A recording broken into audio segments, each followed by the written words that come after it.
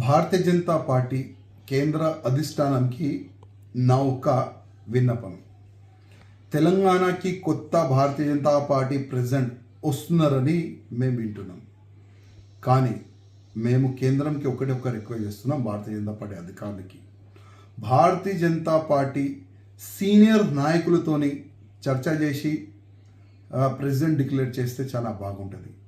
ఇవాళ 8 ఎమ్మెల్యేస్ ఉన్నారు, 8 ఎంపీస్ ఉన్నారు, చాలామంది సీనియర్ నాయకులు ఉన్నారు.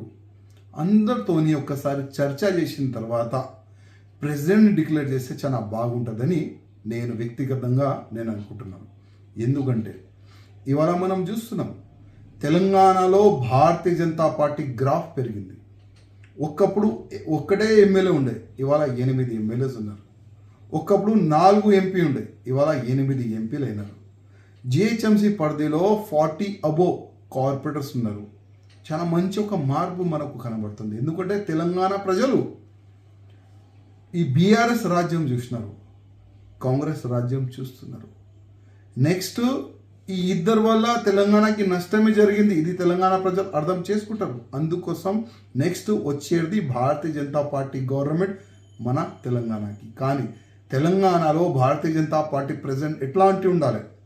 అగ్రెసివ్గా దేశం పట్ల, ధర్మం పట్ల, సమాజం పట్ల అందరికీ తీసుకొని పోయి అట్లాంటి ప్రెసిడెంట్ని చేయాలని నేను కేంద్ర అధిష్టానానికి వ్యక్తిగతంగా రిక్వెస్ట్ చేస్తున్నా. ఎందుకంటే చాలా మంచి ఒక అవేర్నెస్ ఉంది, మంచి మార్పు ఉంది తెలంగాణ. ఇట్లాంటి సమయంలో మంచి ప్రెసిడెంట్ తెలంగాణ భారతీయ జనతా పార్టీకి అవసరం.